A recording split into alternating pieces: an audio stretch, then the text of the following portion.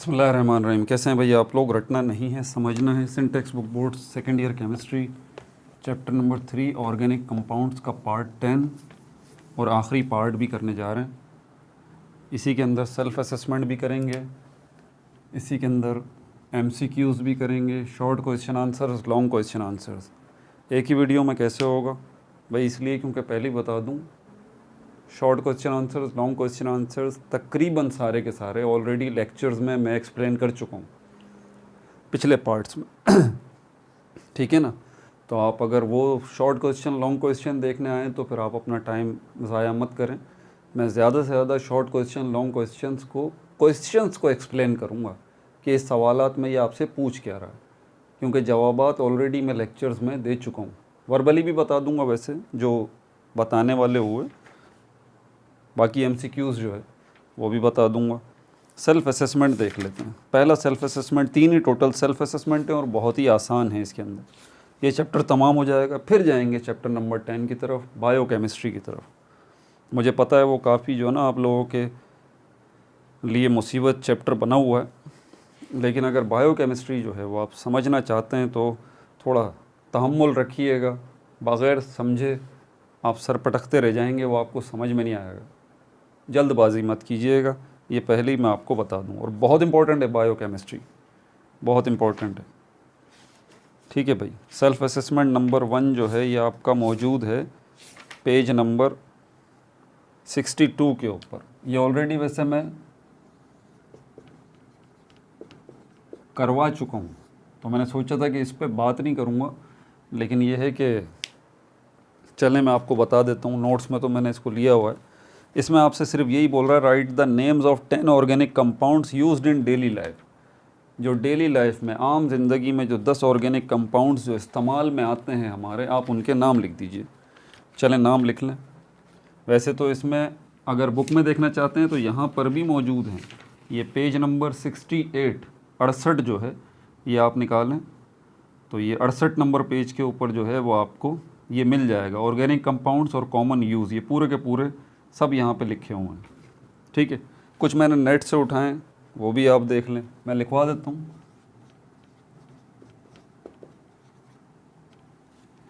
Baking powder है, daily life में इस्तेमाल होने वाला, ये भी आपका ऑर्गेनिक कंपाउंड है। मीथेन है, ये भी आपका ऑर्गेनिक कंपाउंड है, डेली लाइफ में इस्तेमाल होने वाला, किचन में यूज़ हो रहा है। किचन में जो नेचुरल गैस आप यूज़ कर रहे हैं 94% वो मीथेन ही है। नंबर 3 पे जो है वो नेल पॉलिश जो है, नेल पॉलिश नहीं, ये नेल पॉलिश रिमूवर है। नेल पॉलिश रिमूवर, ठीक है। ये आपका जो है वो ऑर्गेनिक कंपाउंड है। नंबर 4 पे जो है वो पेंट आपका, ये ऑर्गेनिक कंपाउंड है। दीवारों पे जो होता है विनेगर, सिरका जो है ये आपका ऑर्गेनिक कंपाउंड है। नंबर 6 पे एस्पर्टिक एसिड, ये भी आपका जो है वो ऑर्गेनिक कंपाउंड है, डेली लाइफ में इस्तेमाल होता है। कैंडल्स, जो मोमबत्तियाँ अब तो खैर इस्तेमाल नहीं होती, कैंडल लाइट डिनर्स में ही मोमबत्तियों का इस्तेमाल होता है या सालगिरह वगैरह के ऊपर। ठीक है। तो ये कैंडल्स जो हैं ये भी क्या है, किससे बनी हुई है? ये भी ऑर्गेनिक कंपाउंड से ही बनी हुई है। कोल जो है ये भी डेली लाइफ में, डेली यूज़ में आता है, ये भी ऑर्गेनिक कंपाउंड है।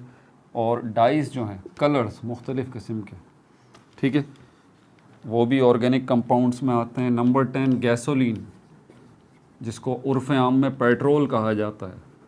कहाँ जा रहे हैं? बाइक लेके भाई पेट्रोल डलवाने जा रहे हैं, उसी पेट्रोल को जो आप डलवा रहे हैं ना उसी को गैसोलीन कहते हैं। ठीक है। ये हो गया पेज नंबर 62 पे self assessment number 1। Self assessment number 2 जो है ये आपको मिलेगा पेज नंबर 70 पे, 70 पे, पेज नंबर 70 पे जो है ये मौजूद है सेल्फ़ असेसमेंट नंबर 2। ये भी आपको बता देता हूँ, self assessment number 2 70 number page के ऊपर। इसमें बोल रहा है प्रिडिक्ट, मतलब पेशन गोई कीजिए द फंक्शनल ग्रुप के बारे में, present in the structures given below, जो नीचे स्ट्रक्चर्स दिए गए हैं इनमें जो फंक्शनल ग्रुप दिए गए हैं उनकी पेशन गोई कीजिए, उनके बारे में बताइए कि वो क्या है। वैसे प्रेडिक्ट का वर्ड तो गलत इस्तेमाल किया है इन्होंने। प्रेडिक्ट का मतलब होता है पहले से कुछ बता देना, पेशन गोई कर देना। तो यहाँ पेशन गोई थोड़ी ना कर रहे, सीधा सीधा आप लिख देते टेल, बताइए भाई, ठीक है। तो बहरहाल यहाँ पर टेल द फंक्शनल ग्रुप या right the functional group in the structures given below, ये बता दीजिए। तो नोट कर लीजिए आप, मैं बता रहा हूँ, 2 ही हैं, बहुत ही आसान है, ठीक है। पहला जो है हमारे पास ए, हाइड्रोजन, कार्बन, हाइड्रोजन, हाइड्रोजन, और फिर ये कार्बन डबल बॉन्ड ऑक्सीजन, फिर कार्बन, हाइड्रोजन, हाइड्रोजन, हाइड्रोजन। अगर आप इसको और इजी करेंगे तो यहाँ पर ये बन जाएगा इस तरह से CH3, C double bond O और CH3। क्लियरली यहाँ पर आप देख सकते हैं कि यहाँ पर फंक्शनल ग्रुप जो है वो ये रहा आपका। फंक्शनल ग्रुप जो है वो आपका ये रहा।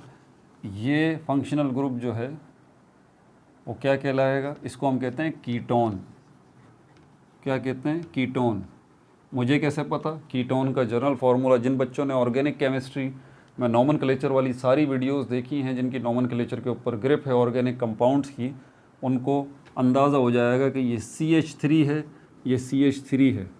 इसको हम मीथाइल ग्रुप भी कहते हैं, मीथाइल। तो इसकी मीथाइल की जगह पर हम जो है वो यहाँ पर R भी ले सकते हैं, ठीक है। और सॉरी, मीथाइल नहीं, अल्काइल ग्रुप, मिस्टेक हो गई, अल्काइल ग्रुप। हाँ, ये एक अलग बात है कि अल्काइल ग्रुप के अंदर ही मीथाइल भी आता है, इथाइल भी आता है, प्रोपाइल भी आता है। तो ये अल्काइल ग्रुप 2 लगे हुए हों और बीच में ये कार्बोनाइल ग्रुप लगा हुआ, 2 साइडों पे अल्काइल ग्रुप लगे हुए हों और बीच में ये कार्बोनाइल ग्रुप जो है वो लगा हुआ हो, तो ये पहचान है कीटोन की। तो यहाँ पर ये लगा हुआ है मीथाइल, ये मीथाइल लगा हुआ और बीच में कार्बोनाइल है, कार्बोनाइल ग्रुप है। तो एग्जैक्टली ये क्या है? कीटोन जो है वो फंक्शनल ग्रुप है, ठीक है भाई। अगला देखें, 2 ही हैं इसके अंदर। दूसरा भी नोट कर लीजिए। दूसरा हमारे पास बी में जो है वो है हाइड्रोजन, कार्बन, हाइड्रोजन, हाइड्रोजन, फिर कार्बन, फिर डबल बॉन्ड ऑक्सीजन, फिर हाइड्रोजन अकेला। इसको मैं अगर और इजी कर लूँ तो यहाँ पर ये हो जाएगा CH3 और C डबल बॉन्ड O और ये सिंपली H। इसको मैं C के साथ नहीं मिलाऊंगा। क्यों नहीं मिलाऊंगा? क्योंकि इसको अलग रखना ज़रूरी है, यही तो पहचान है। ये कौन सा है? ये हमारे पास है फंक्शनल ग्रुप अल्डिहाइड। अल्डिहाइड है ये फंक्शनल ग्रुप का जो नाम है, ठीक है। अच्छा, इसका मैंने फंक्शनल ग्रुप बता दिया आपको, C double bond O R और R मिटा दिया था मैंने। ये देख लीजिए, ये रहा, ये है functional group basically, carbonyl group. ये फंक्शनल ग्रुप है यहाँ पर, ठीक है। और इसका क्या नाम है? कीटोन नाम। यहाँ पर जो फंक्शनल ग्रुप है उसमें आप इस हाइड्रोजन को नेगलेक्ट नहीं कर सकते, क्योंकि अल्डिहाइड की पहचान ही है। ये अलग से अगर हाइड्रोजन मौजूद है कार्बन के साथ, ये तो कार्बोनाइल है, ये क्या है? कार्बोनाइल है। नोट कर लें, कार्बोनाइल। इसको अच्छी तरह रट लें आप। रटना वैसे नहीं है, लेकिन कुछ चीज़ों को तो रटना पड़ेगा ना भाई। तो इसको अच्छी तरह याद कर लें, ये कार्बोनाइल ग्रुप कहलाता है। कार्बोनाइल ग्रुप ये जगह जगह आपको नज़र आएगा। Carbon double bond oxygen, carbon double bond oxygen. इसके राइट हैंड साइड पे अगर सिर्फ आपको अकेला हाइड्रोजन नज़र आ रहा है तो समझ जाइए ये क्या है? ये अल्डिहाइड है। तो फंक्शनल ग्रुप यहाँ पर कौन सा लगा हुआ है? अल्डिहाइड लगा हुआ है। इसको अगर मैं इसका अल्डिहाइड का जनरल फार्मूला लिखूँ, अल्डिहाइड मेरे ख्याल Y आएगा यहाँ पर। अल्डिहाइड का अगर मैं जनरल फार्मूला लिखूँ तो ये रहा मीथाइल ग्रुप, ठीक है। तो यहाँ अल्काइल लिखेंगे R single bond, C double bond O और उसके बाद ये H। ये आ गया फंक्शनल ग्रुप कौन सा? अल्डिहाइड। नोट कर लीजिए, ठीक है भाई। सेल्फ असेसमेंट नंबर 2 भी हो गया।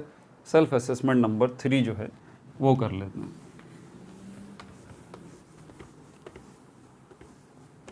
उसके बाद MCQs और short question answer, long question answer. Short question answer या लॉन्ग में मेरे ख्याल में एक वाई वाला है, वो मैं बताऊंगा थोड़ा सा। सेल्फ असेसमेंट नंबर 3 ये आपका मौजूद है भाई पेज नंबर 71 पे, 71 नंबर पेज पे, 71 नंबर पेज पे ये मौजूद है। Write down the general molecular formula. ज़रा ध्यान से अल्फाजों को सुना करें। यहाँ पर इसने मॉलिक्यूलर फार्मूला नहीं बोला, उसने बोला जनरल मॉलिक्यूलर फार्मूला, तो ये फ़र्क रखिएगा। उसने बोला right down the general molecular formula. General molecular formulas आपने लिखने हैं, जनरल मॉलिक्यूलर फार्मूलाज आपने लिखने हैं of the homologous series of ethers and alcohol. Homologous series, 2 homologous series का उसने बताया, होमोलोगस सीरीज 2 बताई हैं उसने। एक ईथर्स इसका लिखिए, दूसरा अल्कोहल्स का लिखिए, अल्कोहल्स का लिखिए। तो दोनों नोट कर लीजिए। पहले ईथर का general molecular formula, general molecular formula GMF, general molecular formula ethers का ये रहा CnH2n+2 और ये O। इसी तरह अल्कोहल्स का जनरल मॉलिक्यूलर फार्मूला जो है वो है CnH2n+OH। ठीक है भाई, ये सेल्फ असेसमेंट भी हो गया। आ जाइए अब ज़रा MCQs की तरफ। अल्लाह की रहमत से ये चैप्टर भी तमाम हुआ। इसके बाद फिर हम जाएंगे कहाँ, बायोकेमिस्ट्री चैप्टर नंबर 10 की तरफ।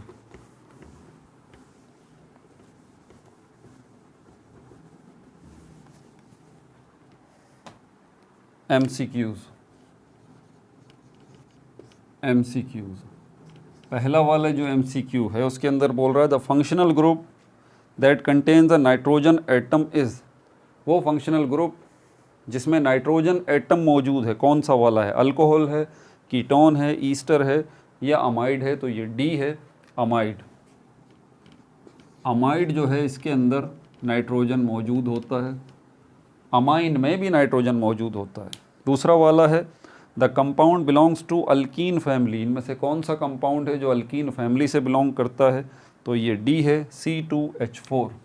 नंबर 2 का भी D है, C2H4। Number 3 destructive distillation of coal gives coke, coal tar and coal gas and। अगर आप कोयले की destructive distillation करते हैं तो उससे आपको कोक मिलता है, कोल तार मिलता है, कोल गैस मिलता है और चौथी चीज़ भी कोई मिलती है, वो बता दें। क्या नेचुरल गैस, क्या पेट्रोलियम, क्या नेफ्था या अमोनिया लिक्वर? तो यहाँ पर भी D है, अमोनिया लिक्वर जो है ये आपको मिलता है। नोट कर लीजिए, अमोनिया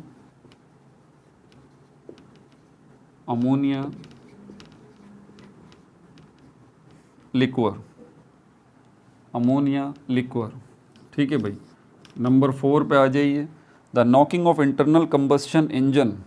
इसके ऊपर पूरी वीडियो बना चुका हूँ मैं, पूरा स्ट्रक्चर बताया, इंटरनल कंबस्शन इंजन कैसे काम करता है, ये नॉकिंग क्या है, बिला बिला सब कुछ पिछले पार्ट्स में मौजूद है। The knocking of internal combustion engine can be reduced by the following petroleum process. Knocking जो है इंटरनल कंबस्शन इंजन की वो कम की जा सकती है कौन से प्रोसेस से?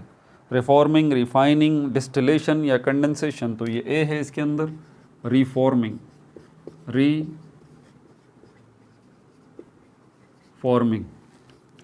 Number 5 the general formula of the homologous series of alcohol. ये तो अभी आया है भाई, अभी बताया। तो जनरल फार्मूला जो है वो होमोलोगस सीरीज़ अल्कोहल का वो क्या है? तो C है, इस पर टिक लगा लीजिए आप, C।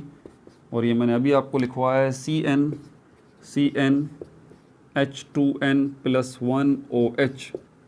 ठीक है। नंबर 6 पे the number of 5 membered and 6 membered rings in C60 बकीबॉल। बकीबॉल पे ऑलरेडी वीडियो बना चुका हूँ, आपको पता है मैं। ठीक है, एलोट्रॉपी के नाम से जो है बकीबॉल एलोट्रॉपी। तो C60 कार्बन के अंदर जो दो किस्म की रिंग्स पाई जाती हैं, एक 5 मेंबर्ड रिंग है, एक 6 मेंबर्ड रिंग है। तो इनके अंदर जो है, लेकिन 5 मेंबर्ड रिंग जो है उनकी तादाद कितनी है और 6 मेंबर्ड रिंग की तादाद कितनी है C60 के अंदर? तो ये C है 12 और 20 हैं, ये C है 12 और 20। ठीक है भाई। नंबर 7 जो है इसको देख लीजिए, the pair of compounds that exhibit isomerism. इनमें से कौन सा पेयर ऑफ कंपाउंड है जो कि आइसोमेरिज्म जो है वो शो कर रहा है? तो ये बी है। इसको ज़रा आप नोट कर लीजिए, यहाँ पर सिर्फ यही कंपाउंड है जो आइसोमेरिज्म को शो कर रहा है। ये क्या है? ये ब्यूटेन है। पहले एन ब्यूटेन है, CH3 CH2 CH2 CH3 and, और इसी का ब्रांच्ड वर्जन आएगा CH3 CH और इसके नीचे CH3 और आगे CH3। इसी ब्यूटेन का ब्रांच वर्जन है ये, इसको हम आइसोब्यूटेन कहते हैं। ठीक है भाई। नंबर 8 पे देख लेते हैं। नंबर 8 पे बोल रहा है the type of coal that is hard and high ranked. ये डी है, एंथ्रासाइट। डी है ये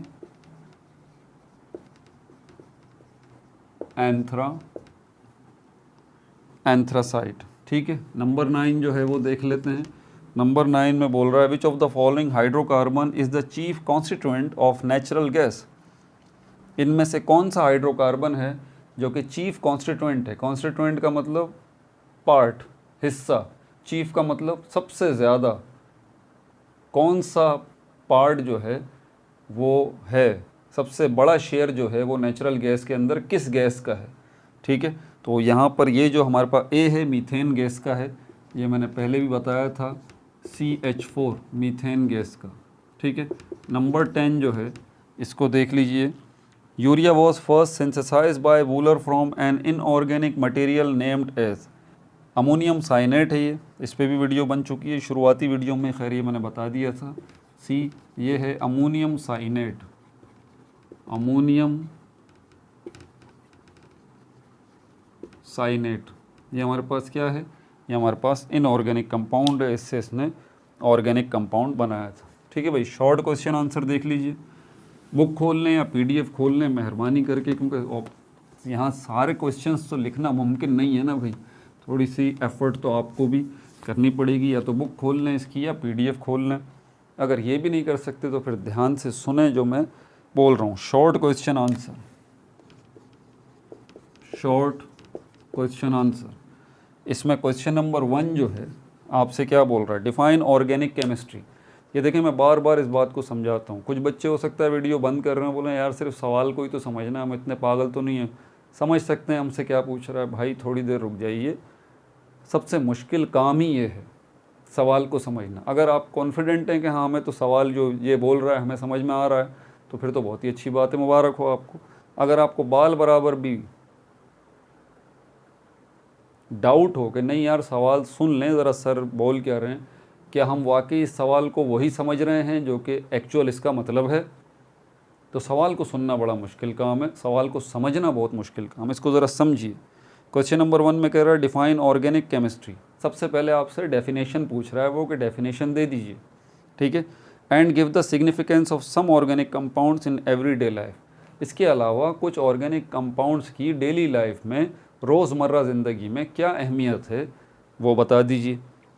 क्वेश्चन नंबर 2 कह रहा है what is vital force theory. इसमें सिर्फ आपसे वाइटल फोर्स थ्योरी का पूछा जा रहा है, वो बता दीजिए कि वो थ्योरी क्या है। फिर उसी के आगे बोल रहा है वाई वॉज इट डिसअप्रूव्ड। इसको जो है वो डिसअप्रूव्ड क्यों कर दिया गया वाइटल फोर्स थ्योरी को?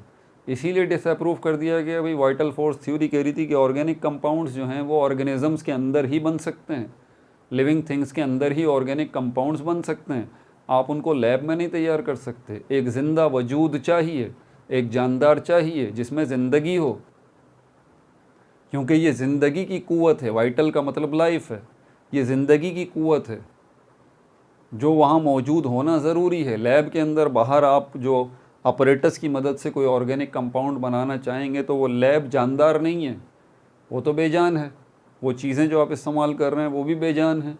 तो ज़िंदा जिस्म का होना ज़रूरी है, ज़िंदा जिस्म के अंदर ही ऑर्गेनिक कंपाउंड बन सकता है, क्योंकि ज़िंदा जिस्म जो है उसके अंदर ज़िंदगी है ये। लेकिन एक ऑर्गेनिक कंपाउंड जो यूरिया है उसको लैब में तैयार कर लिया गया, तो ये वाइटल फोर्स थ्योरी डिसअप्रूव्ड हो गई, गलत साबित हो गई। ठीक है भाई। नंबर 3 पे बोल रहा है define functional group. Functional group क्या होता है ये बता दीजिए। अभी वीडियो बनाई है इसके ऊपर तफसील से बता चुका हूँ। And right the structure of 3 oxygen containing functional group. हाँ, ये थोड़ा सा ट्रिकी है। पहले मैं बोल रहा है डिफाइन फंक्शनल ग्रुप, तो इसकी डेफिनेशन तो आपने दे दी। फिर आगे बोल रहा है right the structure of 3 oxygen containing functional group. 3 functional group आपने ऐसे बताने हैं जिसमें ऑक्सीजन मौजूद हो।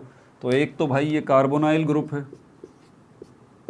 दूसरा हमारे पास ईस्टर्स है,